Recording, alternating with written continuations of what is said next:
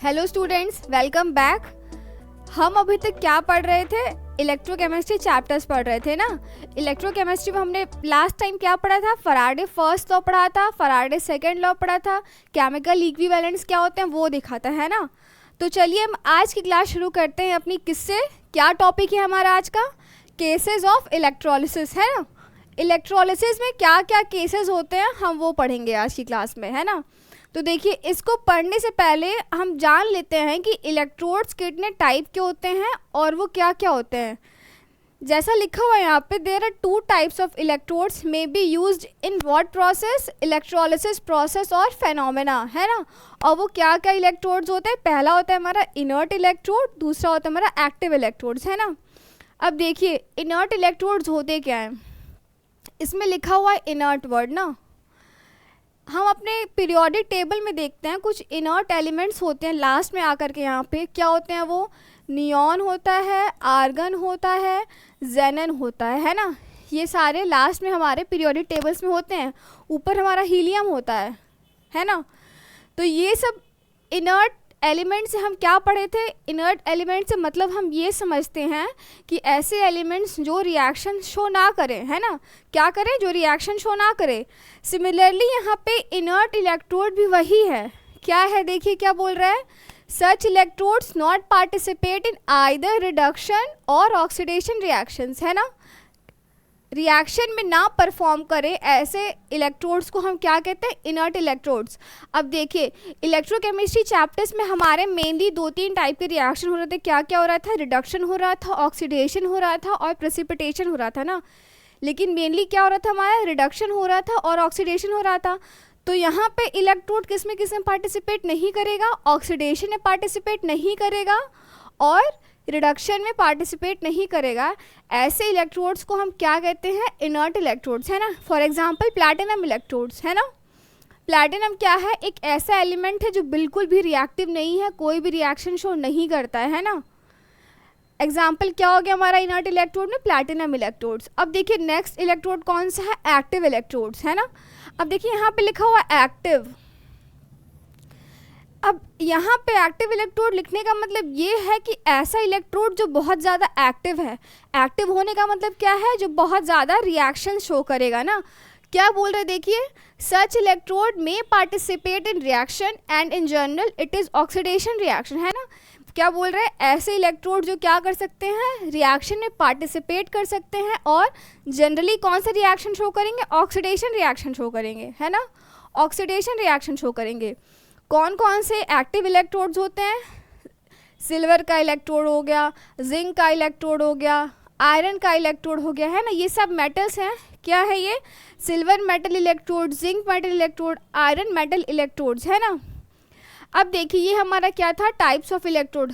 अब इसी में केसेस ऑफ इलेक्ट्रोलिसिस अगर हम पढ़ने जाएं तो सबसे पहला केस हमारा आता है मोल्टेन NaCl। हम क्या करेंगे? मोल्टेन NaCl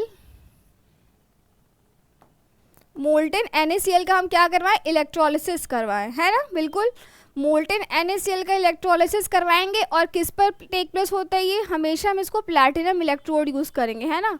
क्या होगा यहाँ पे? Electrolysis of what? Electrolysis of molten NaCl। बिल्कुल, मोल्टेन NaCl ले रहे हैं हम यहाँ पे। अब इस केस में हम क्या यूज़ करेंगे? प्लैटिनम इलेक्ट्रोड यूज़ करेंगे।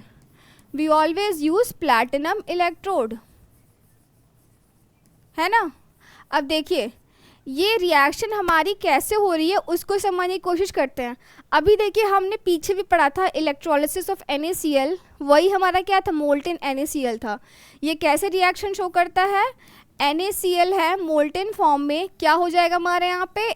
Na प्लस किस में? लिक्विड में, प्लस Cl माइनस किस में? लिक्विड में, है ना।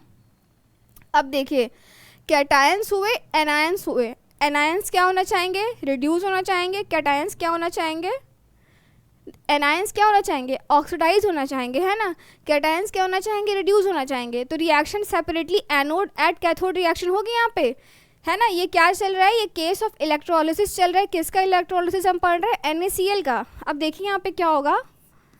एट एनोड हमारा यहाँ पे क्या होगा, at anode we will be having chloride ion. It will gain what?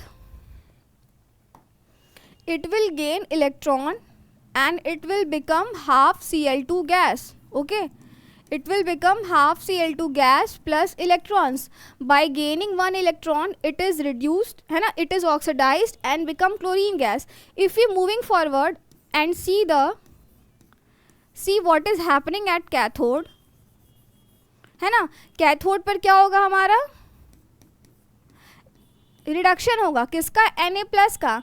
Na+ liquid क्या करेगा, इलेक्ट्रॉन गेन करेगा और वो बना देगा Na सॉलिड में. बिल्कुल, है ना. यही फेनोमेना हमारा क्या हो रहा है, इलेक्ट्रोलिसिस हो रहा है. अगर हम इसका ओवरऑल रिएक्शन देखें तो वो कैसा होगा, ओवरऑल रिएक्शन हमारा देखिए, ओवरऑल रिएक्शन अगर हम लिखने जाएं तो ये हो जाएगा हमारे यहाँ से, ओवरऑल रिएक्शन लिखें अगर हम ओवरऑल रिएक्शन लिखें तो कैसा होगा, देखिए क्या होगा, Na+ प्लस Cl- इलेक्ट्रॉन्स यहाँ से कैंसिल हो जाएंगे.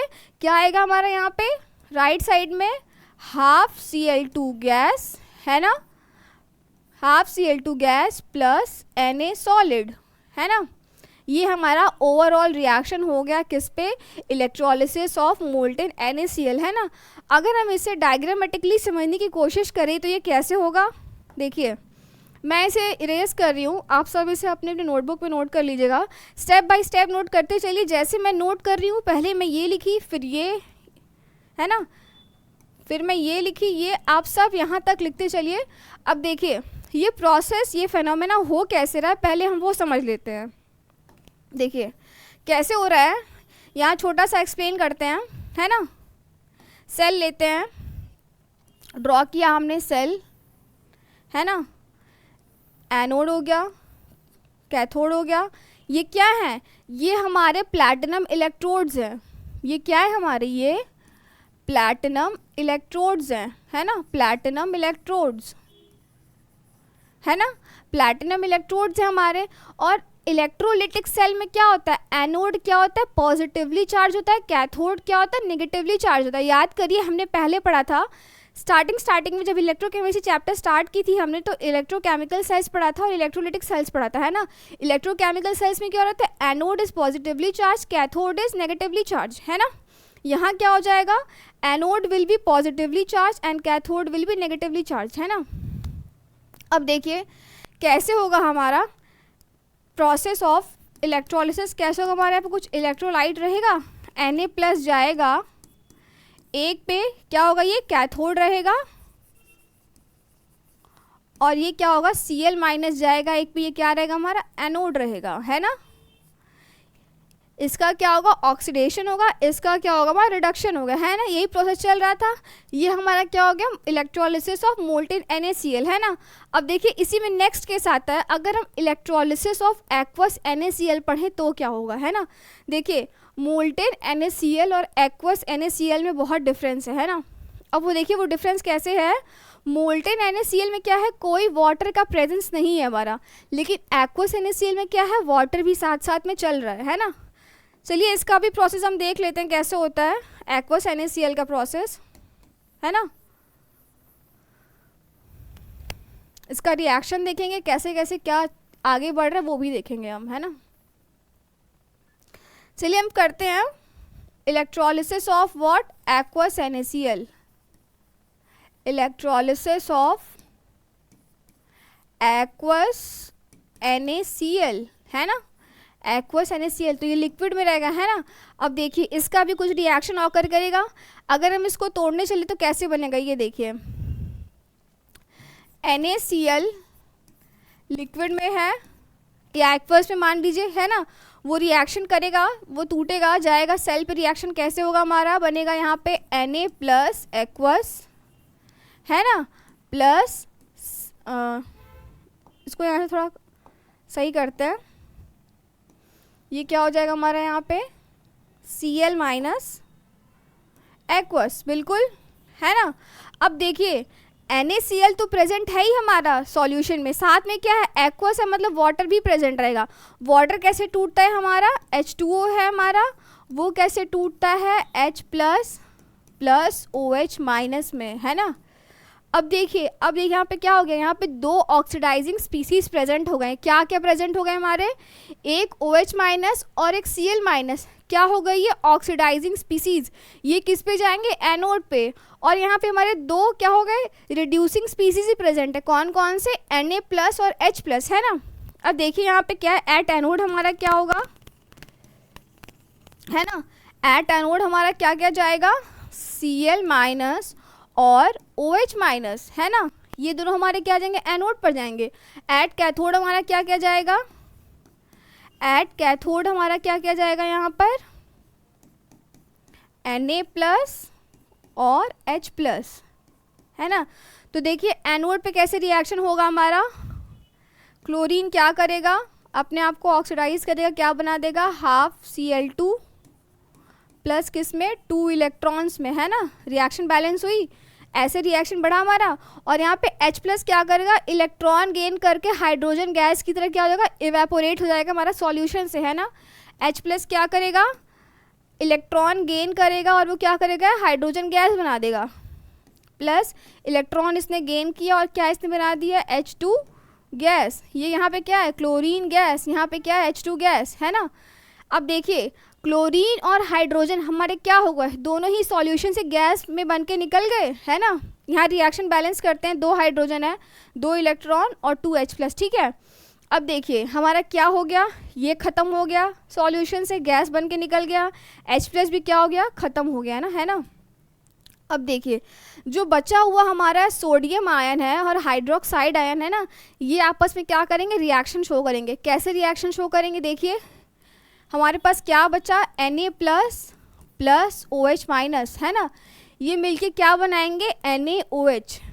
NaOH किस में रहेगा, लिक्विड स्टेट में, NaOH इन लिक्विड स्टेट, है ना। देखिए यही हमारा फ़ायदा है इलेक्ट्रोलिसिस ऑफ एक्वस NaCl करवाने का, है ना। इलेक्ट्रोलिसिस ऑफ एक्वस NaCl करवाने से हमारा क्या हो रहा है, प्रोडक्शन ऑफ NaOH, है ना। सोडियम हाइड्रोक्साइड बन के निकल के आ रहा है हमारा, क्या बन के आ रहा है हमारा, सोडियम हाइड्रोक्साइड, सोडियम हाइड्रोक्साइड, है ना। अब देखिए ये जो ओवरऑल फेनोमेना हुआ है ना, इसी को हम कहते हैं इंडस्ट्रियल प्रिपरेशन ऑफ NaOH। क्या हो गया हमारा यहाँ से, industrial preparation of what, industrial preparation of NaOH, है ना। इसीलिए क्या हुआ ये हमारा, ये रिएक्शन याद रखेंगे तो हमें पता चलेगा कि हाँ हमारा इससे क्या हो रहा है, इलेक्ट्रोलिसिस ऑफ एक्वस NaCl से हमारा इंडस्ट्रियल प्रिपरेशन ऑफ NaOH हो रहा है ना। तो ये हुआ ना इंपॉर्टेंट, ये है ना। देखिए इलेक्ट्रोकेमिस्ट्री का कितना बड़ा एप्लीकेशन यहाँ पे आ गया, क्या किया इसने, NaOH का प्रिपरेशन कर दिया, है ना, इंडस्ट्रियल प्रिपरेशन। अब देखिए इसी में हम आगे और पढ़े केसेस ऑफ इलेक्ट्रोलिसिस में ना, तो इलेक्ट्रोलिसिस जो होता है ना उसमें हम लोग क्या करते हैं, इलेक्ट्रोलिटिक रिफाइनिंग ऑफ सिल्वर करता है ना। सिल्वर का क्या होता है, रिफाइनिंग होता है with the help of electrolysis phenomena, है ना। देखिए ये रिएक्शन कैसे जाता है हमारा, यहीं पे नीचे लिखते हैं। नेक्स्ट क्या हो गया हमारा, देखिए ये दूसरा था हमारा केसेस ऑफ इलेक्ट्रोलिसिस में, क्या दूसरा था, एक्वस NaCl ने पहला क्या था, मोल्टेन NaCl का। ये तीसरा हमारा क्या हो गया इलेक्ट्रोलिसिस में, electrolytic refining of, electrolytic refining of what, electrolytic refining of silver, है ना। क्या करेगा, सिल्वर प्रेजेंट है वो अपने वो क्या करेगा, ऑक्सीडाइज करेगा। कैसे,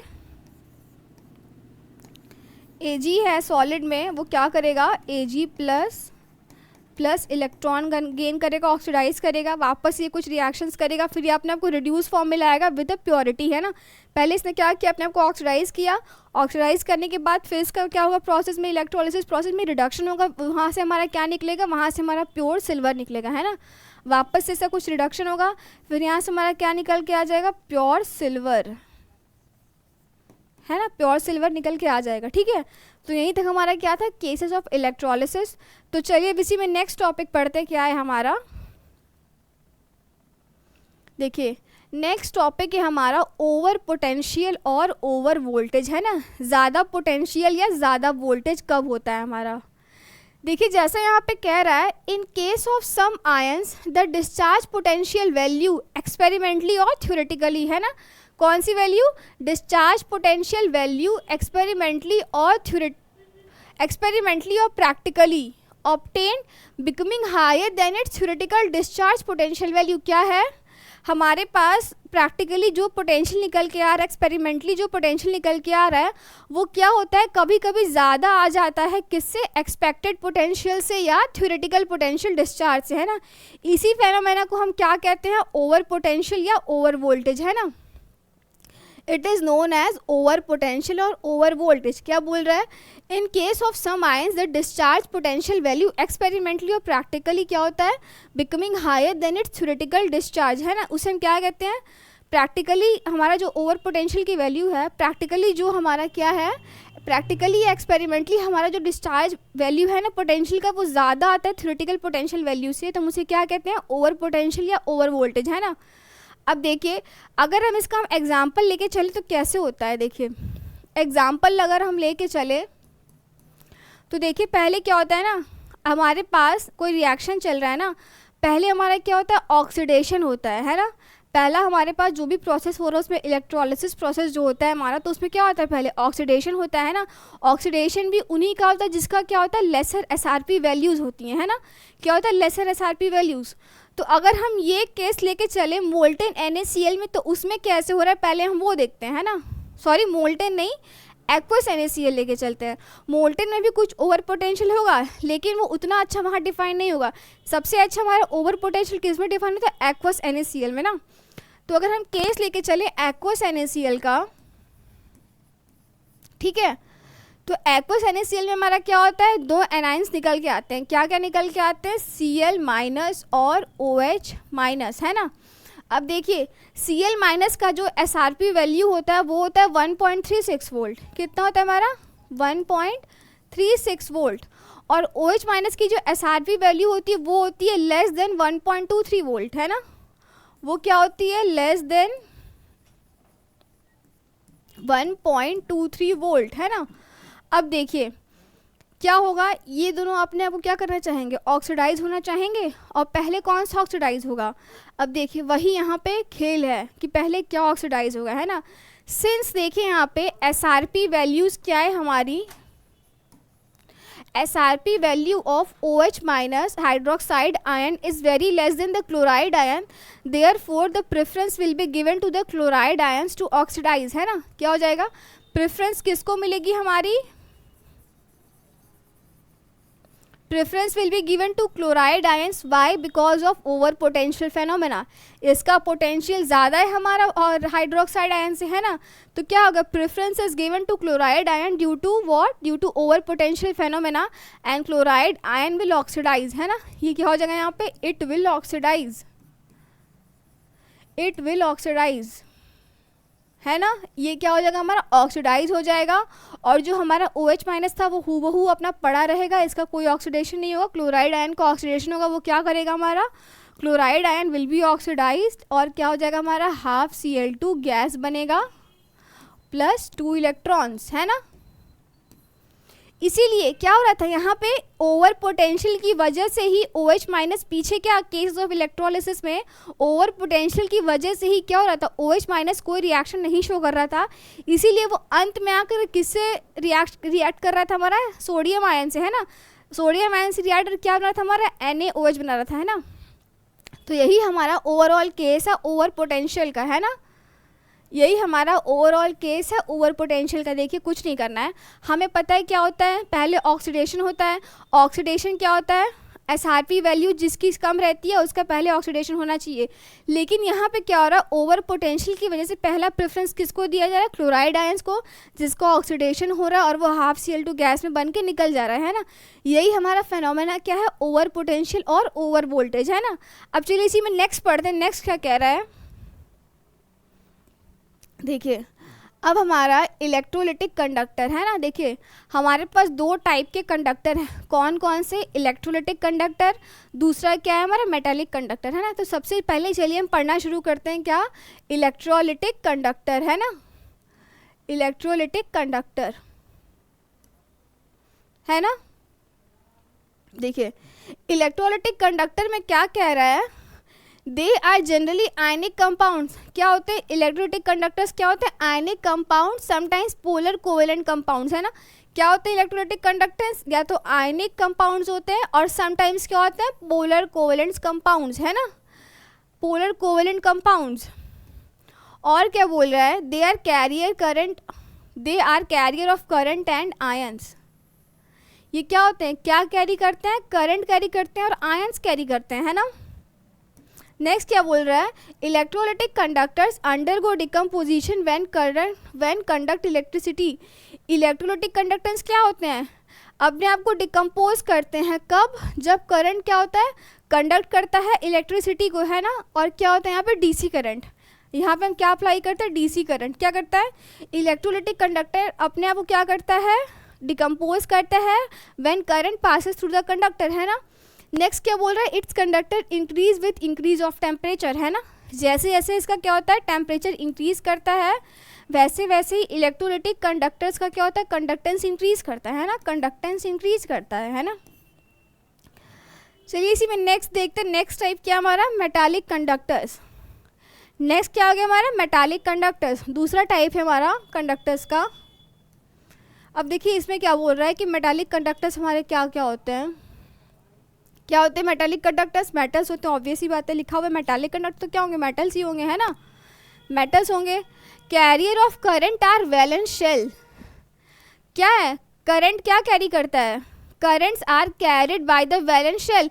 पीछे क्या हो रहा था, current is carried by anions, by ions है ना। यहाँ पे क्या हो रहा था, इलेक्ट्रोलिटिक कंडक्टर्स में currents are carried by the ions, metallic conductor में क्या हो रहा है, currents are carried by the valence shell है ना। अब देखिए वैलेंस शेल क्या होता है, outermost shell of an electron. ये क्या है, आउटर मोस्ट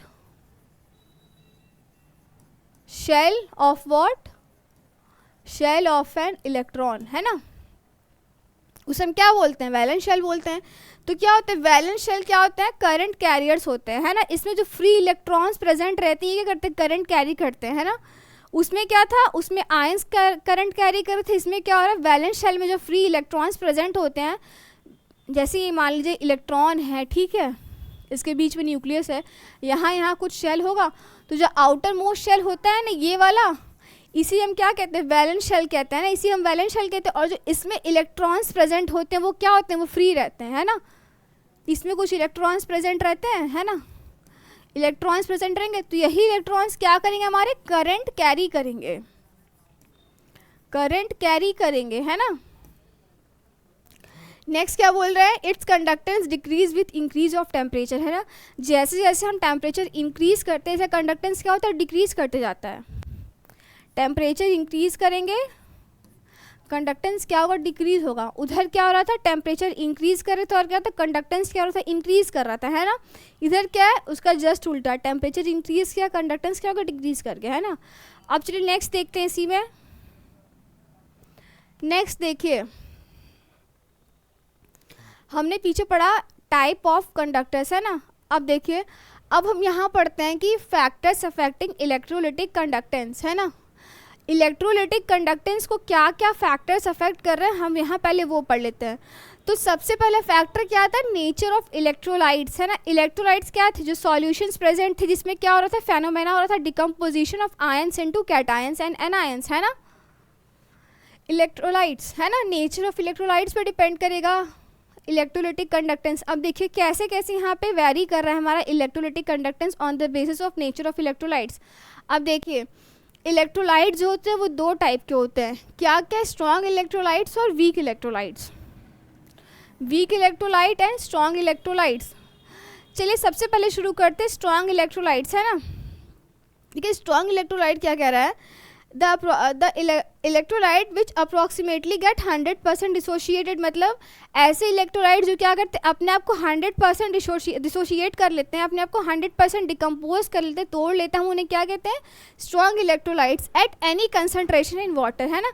कोई भी कंसनट्रेशन हो हमारा इलेक्ट्रोलाइट का जो अपने आप को 100% डिसोशिएट कर ले, हम उन्हें क्या कहते हैं? स्ट्रॉन्ग इलेक्ट्रोलाइट्स कहते हैं, है ना। इसका क्या बोला? The alpha value is approximately equal to 1। Alpha value का मतलब क्या है हमारा यहाँ पे? डिग्री ऑफ डिसोसिएशन, है ना। Alpha is what? Alpha is the degree of dissociation, है ना, डिग्री ऑफ डिसोसिएशन, है ना। Alpha is degree of dissociation. इसका अल्फा वैल्यू क्या होता है? अप्रोक्सीमेटली इक्वल टू 1 रहता है या 1 रहता है ना। नेक्स्ट ये बोल रहा है its alpha value generally not influence by the change of concentration in electrolyte. अब देखिए जो प्रोसेस ऑफ डिकम्पोजिशन हो रहा है ना वो किसी भी कंसंट्रेशन पे हो जा रहा है, तो मतलब क्या है यहाँ पे? Alpha value not influence by the change in concentration, the degree of dissociation is not affected by the change in concentration. यही यहाँ पे कह रहा है, ये वाला पॉइंट है ना। अब देखिए एग्जाम्पल क्या हो गया हमारे स्ट्रॉन्ग इलेक्ट्रोलाइट्स के? ऑल सॉल्ट्स, है ना। जितने भी तरह के सॉल्ट्स होते हैं NaCl, KCl, ये सब क्या हो गए? सॉल्ट्स हो गए। सब तरह के सॉल्ट। स्ट्रॉन्ग एसिड्स क्या हो गए हमारे? HCl, H2SO4, है ना, ये सब। और ऑल स्ट्रॉन्ग बेसिस, है ना। स्ट्रॉन्ग बेसिस में क्या? NaOH, है ना। सारे क्या हो गए हमारे? स्ट्रॉन्ग इलेक्ट्रोलाइट्स होते हैं ना। अब देखिए नेक्स्ट क्या दिया हुआ? वीक इलेक्ट्रोलाइट्स, है ना। नेक्स्ट क्या दो हमारा? वीक इलेक्ट्रोलाइट ना। अब देखिए वीक इलेक्ट्रोलाइट्स क्या होते हैं? The electrolyte which never gets 100% dissociated at any concentration, है ना। ऐसे इलेक्ट्रोलाइट जो कभी भी 100% डिसोशिएट नहीं होते हैं किसी भी गिवन कंसंट्रेशन पे, हम उन्हें क्या कहते हैं? वीक इलेक्ट्रोलाइट्स, है ना। क्या बोल रहा है? Its alpha value degree of dissociation value is less than 1 और सफिशिएंटली लेस देन 1। 1 से कम रहे या 1 से कम रहे, जैसे 1 से सफिशिएंटली लेस देन 1 मतलब 0.2, 0.3, और यहाँ क्या लेस देन मतलब 0.9 भी हो सकता है, 0.8 भी हो सकता है। ये सफिशिएंटली लेस देन 1 वैल्यू है ना। क्या बोल रहा है? Its alpha value is less than 1 और sufficiently less than 1। Okay, next क्या बोल रहा है? According to Ostwald dilution law for weak electrolyte degree of dissociation value increases with decrease in concentration, है ना। अब देखिए यहाँ पे ओल्सवर्थ डाइल्यूशन लॉ का रिलेशन है between degree of dissociation and concentration. वो रिलेशन हमारा ऐसे लिखा रहता है, degree of dissociation alpha is inversely proportional to √C, where C is what? C is concentration, है ना। C हमारा क्या है? C हमारा यहाँ पे क्या है? कंसंट्रेशन, है ना। C क्या हमारे यहाँ पे? C is a concentration. Degree of dissociation is inversely proportional two degree of dissociation alpha is, थोड़ा सा क्लियर लिखते हैं और नहीं तो कंफ्यूज हो जाएंगे आप सब कि अल्फा है कि डायरेक्टली प्रोपोर्शनल है ना। Alpha is directly proportional to under root of 1 upon under root C, है ना। किसका?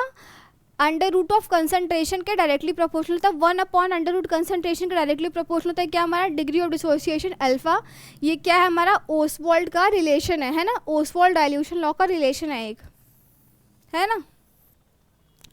अब देखिए हम एग्जाम्पल देखें अपने वीक इलेक्ट्रोलाइट्स का। एग्जाम्पल क्या हो जाएगा? Weak acids like acetic acid, है ना। और क्या? वीक बेसिस, है ना। Weak acids and weak bases are the example of what? Weak electrolytes, है ना। अब चलिए इसी में नेक्स्ट देखते हैं हम। नेक्स्ट क्या फैक्टर अफेक्ट कर रहा है किसको? इलेक्ट्रोलिटिक कंडक्टेंस को ना। देखिए नेक्स्ट फैक्टर अफेक्टिंग हमारा इलेक्ट्रोलिटिक कंडक्टेंस का nature of solvent and it's viscosity. पहले नेचर ऑफ सॉल्वेंट कैसे अफेक्ट करेगा हमारा कंडक्टेंस को, और उसकी विस्कोसिटी कैसे अफेक्ट करेगी हमारी कंडक्टेंस को, है ना। देखिए अब जब यहाँ पे क्या होगा ना, कोई सॉल्वेंट मान लेते हैं हम, ठीक है। सॉल्वेंट क्या है हमारा? Highly, solvent is what? Highly polar, है ना। हाईली पोलर है हमारा सॉल्वेंट। हाईली पोलर मतलब क्या, हाई डाई इलेक्ट्रिक कांस्टेंट है ना, high high dielectric constant, dielectric constant है ना। अब देखिए इसकी वजह से क्या होगा, हमारा जो electrostatic force of attraction between oppositely charge ions होंगे ना, वो क्या होंगे, हमारा कम होगा। इलेक्ट्रोस्टैटिक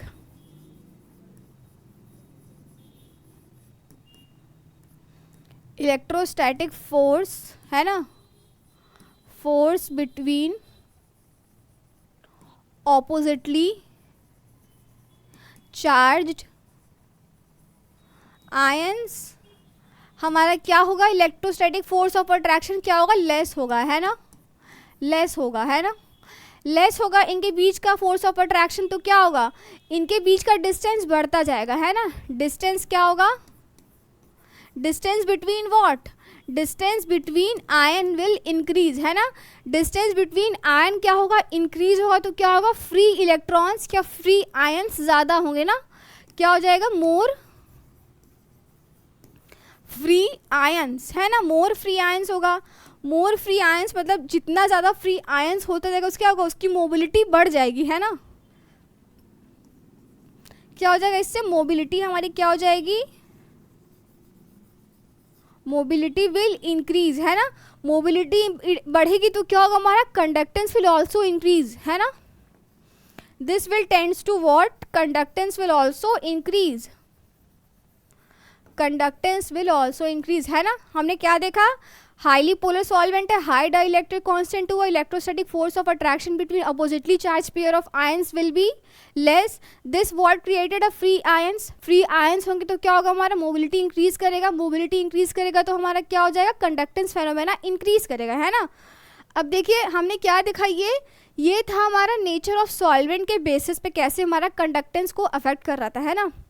अब अगर हम विस्कोसिटी के बारे में देखें, विस्कोसिटी से मतलब क्या समझते हैं, विस्कोसिटी मतलब फ्लो, है ना, फ्लो कैसे हो रहा है ना, लिक्विड है हमारा, फ्लो चल रहा है।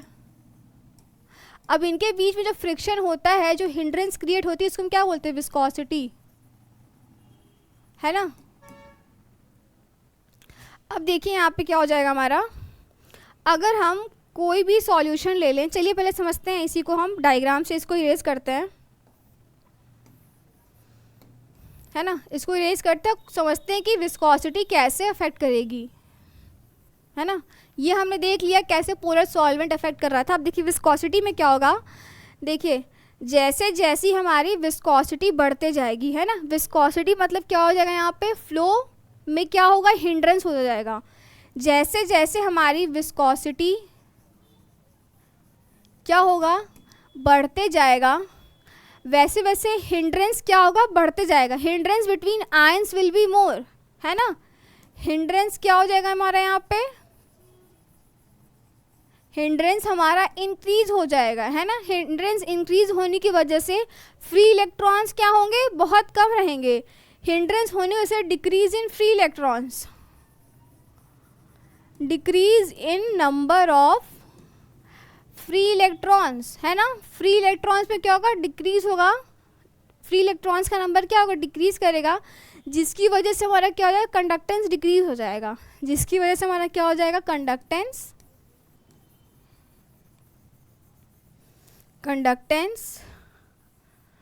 Will decrease, conductance will decrease,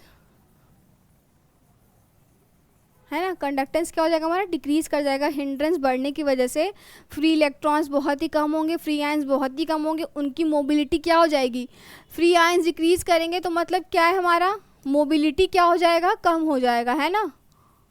mobility क्या हो जाएगा हमारा, कम हो जाएगा, जिससे क्या होगा, हमारा कंडक्टेंस भी डिक्रीज करेगा, है ना। तो हमने किस में देख लिया, ये दूसरा factor affecting of electrolytic conductance is nature of solvent and it's viscosity. Let's see the next factor which affects the electrolytic conductance. Next factor आता है हमारा size of ion and it's solvation, है ना। देखिए इसमें पहले हम लिख लेते हैं, फिर समझने की कोशिश करते हैं, ना। देखिए जैसे जैसे साइज ऑफ आयंस डिक्रीजेज क्या हो जाएगा, सॉल्वेशन इंक्रीजेज, चार्ज डेंसिटी क्या होगा, चार्ज डेंसिटी क्या होगा, देखिए छोटा है हमारा आयन, साइज क्या है आयन का छोटा है, तो उस पर क्या होगा, चार्ज डेंसिटी भी ज़्यादा होते जाएगा ना, चार्ज डेंसिटी ज़्यादा होते जाएगा ना इस पर। चार्ज डेंसिटी क्या होगा, डिक्रीज करेगा, ionic mobility will what, ionic mobility क्या होगी, कम होती जाएगी ना, ionic mobility will what, ionic mobility will decrease and then at last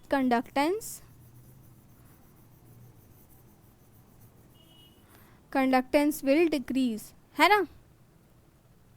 ये हमारा साइज पे अफेक्ट कर रहा है ना। तो चलिए हम इसको एग्जांपल के थ्रू समझने की कोशिश करते हैं। LiCl लेते हैं, aqueous solution of LiCl, aqueous solution of NaCl ना। अब देखिए LiCl और NaCl, LiCl का क्या है, साइज छोटा है ना, ऊपर से नीचे तो क्या होता है, साइज बढ़ता है। Li क्या है, ऊपर है, लिथियम ऊपर है सोडियम के, तो क्या होगा, लिथियम का साइज छोटा रहेगा, सोडियम का साइज बड़ा रहेगा, है ना। देखिए अगर हम Li का ले लें आयन, Li प्लस का आयन ले तो वो छोटा रहेगा लिथियम का आयन, सोडियम का आयन क्या रहेगा हमारा, बड़ा रहेगा, है ना। इस पर क्या होगा, चार्ज डेंसिटी बढ़ते जाएगी ना, चार्ज डेंसिटी ज़्यादा होती जाएगी इस पर, छोटा साइज चार्ज डेंसिटी ज़्यादा, इस पर क्या होगा, चार्ज डेंसिटी कम होता जाएगा। इसका क्या होगा, आयनिक मोबिलिटी, इसका आयनिक मोबिलिटी विल व्हाट, डिक्रीजेज, इसका आयनिक मोबिलिटी क्या हो जाएगा, आयनिक मोबिलिटी इसका क्या हो जाएगा, इंक्रीजेज, है ना। यही फेनोमेना चल रहा है हमारा LiCl और NaCl में, ठीक है। अब देखिए यहाँ पे कुछ देखते हैं हम कैसे कैसे फेनोमेना हो रहा है। देखिए चार्ज डेंसिटी का एक फॉर्मूला होता है, चार्ज डेंसिटी का फॉर्मूला क्या होता है हमारा, charge density is equals to charge upon what, volume, है ना, चार्ज अपॉन वॉल्यूम, ठीक है। अब देखिए सॉल्वेशन क्या हो जाएगा, solvation phenomena is directly proportional to what, charge density, है ना। सॉल्वेशन क्या हो जाएगा, solvation phenomena directly proportional to what, charge density, charge density, और क्या हो जाएगा हमारा, solvation will be inversely proportional to ionic mobility. यहाँ से देखिए सॉल्वेशन इंक्रीज कर रहा है, आयनिक मोबिलिटी क्या डिक्रीज कर रहा है, आयनिक मोबिलिटी, है ना। ये दो रिलेशंस हैं। चलिए इसी पर बेस्ड एक क्वेश्चन करते हैं हम, बहुत छोटा सा क्वेश्चन है, हमें बस बताना है कि किसका कंडक्टेंस ज़्यादा रहेगा, है ना, कंडक्टेंस ज़्यादा बताना है हमें। चलिए रेस करते हैं ये वाला पोर्शन थोड़ा, है ना, यहीं पे क्वेश्चन लिखते हैं, छोटा सा करते हैं, तुरंत सॉल्व हो जाएगा। इसी पर बेस्ड क्वेश्चन है ना, ये जो भी प्रोसेस पढ़ा हमने ना, इसी पर बेस्ड क्वेश्चन है। बताना है कंडक्टेंस मोर, कंडक्टेंस ज़्यादा किसका होगा, ठीक है। क्या क्या दिया हुआ है हमारा, NaCl दिया है, NaBr दिया है और NaI दिया हुआ है ना। अब देखिए इन सब में क्या है, सोडियम कॉमन है, तो हम क्या करेंगे, सोडियम को निगलेक्ट करेंगे और हम फोकस किस से करेंगे, आयंस पे, एनायंस पे फोकस करेंगे। क्लोरीन है, ब्रोमीन है, आयोडीन है, साइज किसका बड़ा है, आयोडीन का साइज बड़ा है, बिल्कुल। अब देखिए साइज जिसका बड़ा होता है उस पर क्या होता है, साइज ऑफ आयंस, यहाँ जस्ट उल्टा चलेगा ना। देखिए साइज ऑफ आयन जिसका बड़ा होगा, साइज ऑफ एनायन जिसका बड़ा, सॉल्वेशन उसका उतना कम, चार्ज डेंसिटी उतना कम, आयनिक मोबिलिटी उतना ज़्यादा और कंडक्टेंस उतना ज़्यादा, है ना। सब उल्टा चल रहा है ना। तो इनमें से कंडक्टेंस सबसे ज़्यादा किसका हो जाएगा, आयोडीन का साइज बड़ा है as compare to bromine and chlorine, तो क्या हो जाएगा, सबसे ज़्यादा कंडक्टेंस सोडियम आयोडाइड का हो जाएगा, है ना। यहाँ से आ जाएंगे तो क्या होगा, कंडक्टेंस, है ना, कंडक्टेंस क्या होगा, इंक्रीज करेगा, है ना। कंडक्टेंस इंक्रीजेस, है ना। ये क्या हो गया हमारा, एक हो गया। तीसरा factor size of ions and solvation phenomena कैसे अफेक्ट करा हमारा इलेक्ट्रोलिटिक कंडक्टेंस को, है ना। अब चलिए इसी में नेक्स्ट देखते हैं हम। नेक्स्ट क्या है हमारा factor affecting electrolytic conductance, concentration of electrolytes, है ना। कंसंट्रेशन ऑफ इलेक्ट्रोलाइट्स कैसे अफेक्ट करा हमारा कंडक्टेंस को, है ना। इसमें 2 पॉइंट है, बहुत सिंपल सिंपल, वो लिखेंगे, समझेंगे और आगे बढ़ेंगे, ठीक है। क्या बोल रहा है, स्पेसिफिक कंडक्टेंस और व्हाट, कंडक्टिविटी।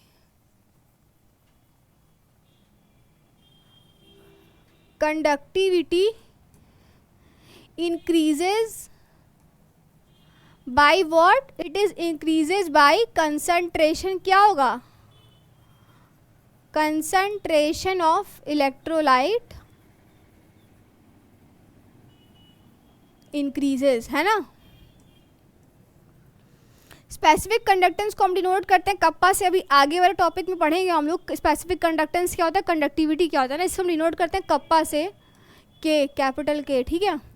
अब ये क्या कह रहा है, स्पेसिफिक कंडक्टेंस और कंडक्टिविटी इंक्रीज उसी इलेक्ट्रोलिटिक सॉल्यूशन का होता है, किसका, इलेक्ट्रोलिटिक सॉल्यूशन का, है ना। इलेक्ट्रोलिटिक सॉल्यूशन का उसी का इंक्रीज करता है जिसका कंसंट्रेशन किस ज़्यादा होता है ना, जिसका कंसंट्रेशन क्या होता है, ज़्यादा होता है, उसी का हमारा क्या होता है, इलेक्ट्रो स्पेसिफिक कंडक्टेंस और कंडक्टिविटी इंक्रीज करता है ना। अब देखिए मोलर कंडक्टिविटी और molar conductance increases with decrease in what, concentration और डाइल्यूशन, है ना। ये हमारा पहला पॉइंट था इसमें। इसी में दूसरा पॉइंट है हमारा molar conductance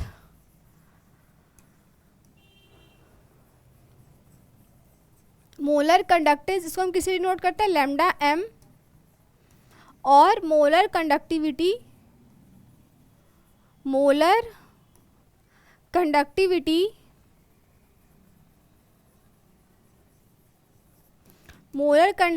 increases by what, increases by decrease in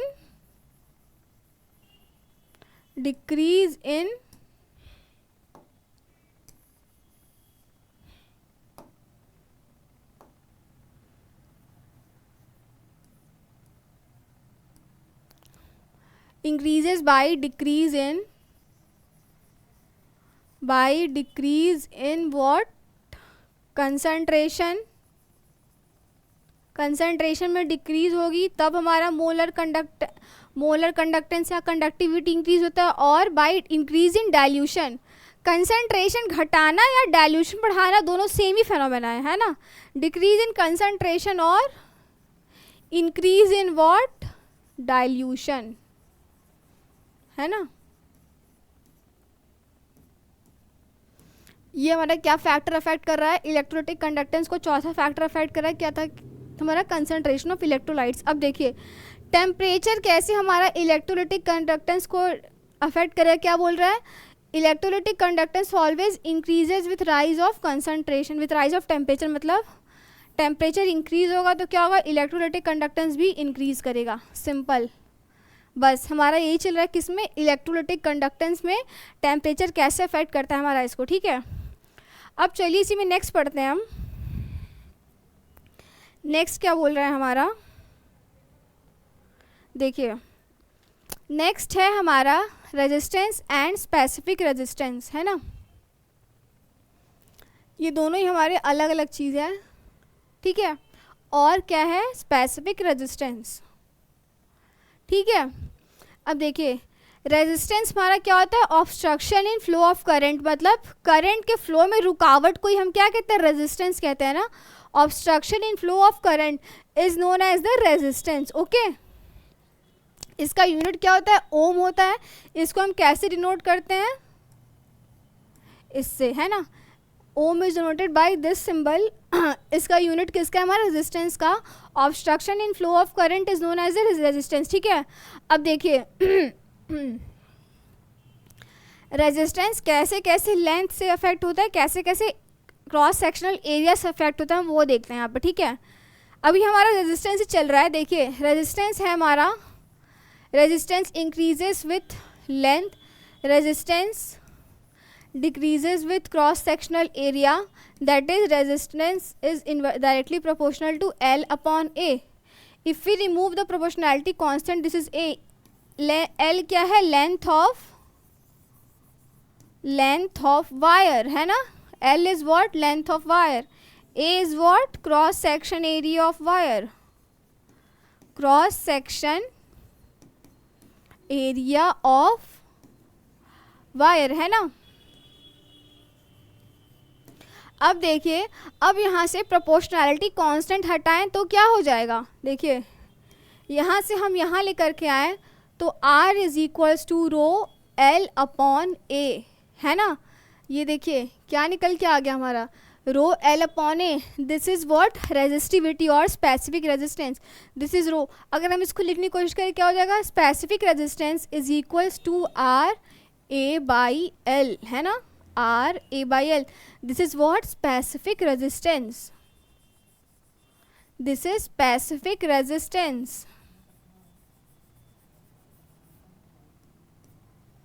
pen change कर लेते हैं, कब से एक ही पेन चल रहा है, बोर हो जाएंगे आप लोग सेम पेन से, है ना। क्या हो जाएगा, specific resistance is rho is equals to R A by L है ना। ये क्या हो गया हमारा, case of what, specific resistance, ठीक है। अब देखिए अगर हम यूनिट ऑफ स्पेसिफिक रेजिस्टेंस देखें, अगर हम इसका यूनिट देखने चलें है ना, क्या हो जाएगा हमारा यूनिट, ऊपर रेजिस्टेंस है, रेजिस्टेंस का यूनिट क्या होता है हमारा, ओम है ना, क्या हो जाएगा ओम। क्रॉस सेक्शनल एरिया क्या होता है हमारा, एरिया का यूनिट सेंटीमीटर स्क्वायर, मीटर लेंगे तो मीटर स्क्वायर, सेंटीमीटर लेंगे तो सेंटीमीटर स्क्वायर। लेंथ का हमारा क्या होता है, लेंथ का हमारा सेंटीमीटर, एक सेंटीमीटर से एक सेंटीमीटर गया, क्या यूनिट निकल गया हमारा, आ गया रेजिस्टिविटी या स्पेसिफिक रेजिस्टेंस का ओम सेंटीमीटर है ना। It is unit of what, specific resistance और रेजिस्टिविटी, ठीक है। अब देखिए किस केस में हमारा specific resistance is equal to resistance होगा, कब होगा, देखिए when length is equals to 1 centimetre और 1 metre, area is equals to 1 centimetre square और 1 metre square, then rho is equals to R into 1 upon 1 का square, rho is equals to R, resistance is equals to what, resistance is equals to specific resistivity है ना। निकल के आ गया हमारा resistance और specific resistivity के बीच का रिलेशन, ठीक है। यही हमारा क्या था, रेजिस्टेंस और स्पेसिफिक रेजिस्टिविटी, ठीक है। अब देखिए हम इसे कैसे डिफाइन कर सकते हैं, specific resistance of any metallic wire is defined as its resistance when length and area are unity है ना।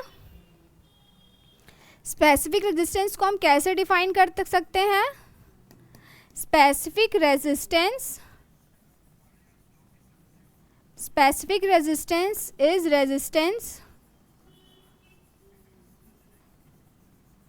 Is resistance when length and area are unit है ना। यूनिट मतलब क्या, लेंथ 1 सेंटीमीटर और 1 मीटर, एरिया क्या 1 सेंटीमीटर स्क्वायर या 1 metre square, ठीक है। यही हमारा क्या होता है, स्पेसिफिक रेजिस्टेंस, ठीक है। अब चलिए इसी में नेक्स्ट पढ़ते हैं कंडक्टेंस और स्पेसिफिक कंडक्टिविटी, ठीक है। क्या है, कंडक्टेंस किसे डिनोट करते हैं हम, C और G से, एंड स्पेसिफिक कंडक्टेंस और कंडक्टिविटी इसे डिनोट करते हैं हम कप्पा से डिनोट करते हैं, इसे हम बी डिनोटेड बाय कप्पा है ना। ये क्या हमारा कप्पा है। देखिए कंडक्टेंस क्या होता है हमारा, कंडक्टेंस की डेफिनेशन है easiness in flow of current is conductance. क्या, करंट के फ्लो में इजीनेस हो उसे क्या कहते हैं, कंडक्टेंस कहते हैं, ठीक है। Its unit is what, Simon denoted by S. अब देखिए कंडक्टेंस क्या है, रेजिस्टिविटी का उल्टा है, तो हम क्या ऐसा लिख सकते हैं, C is equals to 1 upon R लिख सकते हैं, बिल्कुल। पीछे क्या चल रहा था हमारा, R is equals to what, rho L by A. तो अगर हम इसको उल्टा करें तो क्या हो जाएगा, 1/r is equals to what, 1/रो ए बाई एल, है ना। अब 1/r क्या हमारा कंडक्टेंस है, क्या हो जाएगा ये कंडक्टेंस इज इक्वल्स टू 1/रो ए बाई एल, है ना। 1/रो ए बाई एल हो जाएगा। अब 1/रो क्या हो जाएगा, इनवर्स ऑफ स्पेसिफिक रेजिस्टेंस और रेजिस्टिविटी इज स्पेसिफिक कंडक्टेंस और इट्स कंडक्टिविटी, है ना। सी क्या हो जाएगा हमारा, स्पेसिफिक कंडक्टिविटी और कंडक्टेंस इज स्पेसिफिक कंडक्टेंस और conductivity is denoted bye kappa, है ना। तो क्या हो रहा है, इनवर्स ऑफ रेजिस्टिविटी क्या है हमारा, स्पेसिफिक कंडक्टेंस या कंडक्टिविटी है। तो हम यहाँ पे क्या ये लिख सकते हैं, के ए बाई एल, है ना, ए बाई एल। अब देखिए यहाँ पे अगर हम छोटा सा यूनिट ऑफ के देख लें, यूनिट ऑफ के देख लें, दैट इज कप्पा कंडक्टिविटी या स्पेसिफिक कंडक्टेंस, है ना। तो क्या हो रहा था ये क्या हो रहा है हमारा, इनवर्स ऑफ रो हो रहा है, ठीक है, इनवर्स ऑफ रो हो रहा है। रो का यूनिट क्या था हमारा, ओम सेंटीमीटर, है ना, ओम सेंटीमीटर हो रहा था। अब ये क्या है, के क्या है हमारा, के इज इनवर्स ऑफ रो, मतलब इनवर्स ऑफ ओम सेंटीमीटर, ठीक है। तो यूनिट ऑफ के हो क्या हो जाएगा, ओम इनवर्स सेंटीमीटर इनवर्स, या ओम को हम लिख देंगे यहाँ पे महो सेंटीमीटर इनवर्स। क्या हो जाएगा ये, unit of K, unit of K will be what, mho centimetre inverse, ठीक है। अब देखिए ये हमारा निकल के आ गया इसका। अब यहाँ से क्या हो जाएगा, अगर हम k निकालें, k is equals to what, C L by A, है ना। अब देखिए ये क्या था हमारा कंडक्टेंस, किसका उल्टा हो रहा था हमारा रेजिस्टेंस, तो हम यहाँ पे यूनिट ऑफ सी भी बोल सकते हैं, unit of C will be equal to what, इसका उल्टा मतलब ओम इनवर्स या महो इनवर्स, या महो सिर्फ, ठीक है। Unit of C will be what, mho या ओम इनवर्स, ठीक है। यहाँ से हमारा क्या निकल गया, कंडक्टिविटी या specific conductance is equals to C A L by A. तो यहाँ से भी यूनिट निकाल सकते हैं हम कंडक्टेंस का, क्या हो जाएगा, महो सेंटीमीटर इनवर्स, लेंथ ऊपर है centimetre by centimetre square, 1 centimetre का टक क्या हो जाएगा हमारा यहाँ पे, unit of conductance is equals to mho centimetre inverse, ठीक है। अब देखिए specific conductance is the conductance of a wire when length and area are unity। अब देखिए conductance will be equal to specific conductance or conductivity when length is equals to 1 centimeter or 1 meter, area will be equal to what, 1 centimeter square और 1 metre square. तो क्या हो जाएगा, conductance will be equal to specific conductance और conductivity हो जाएगा। तो हम यहाँ से क्या कह सकते हैं, specific conductance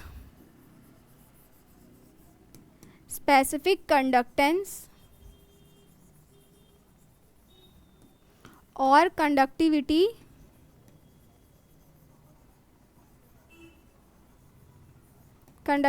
is conductance of what, wire is conductance of wire when what, when length and area are unity और unit, मतलब specific conductance will be conductance when length and area are unit, means 1 centimeter length and 1 centimeter square area, या 1 meter length और 1 meter square area, उसे हम क्या कहते हैं, specific conductance, ठीक है। अब देखिए लेंथ और ब्रेथ ऑफ एरिया कैसे मेजर करेंगे हम, लेंथ और breadth of a wire is measured with the help of an instrument which is known as a screw gauge, है ना। क्या इंस्ट्रूमेंट है लेंथ और ब्रेथ मेजर करने के लिए, इंस्ट्रूमेंट इज स्क्रू गेज,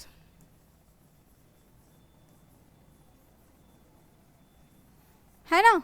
क्या है लेंथ ब्रेथ मेजर करने के लिए, स्क्रू गेज से हम किसी भी वायर का या मेटेलिक कंडक्टर का हम क्या लेंथ और एरिया मेजर कर सकते हैं, ठीक है।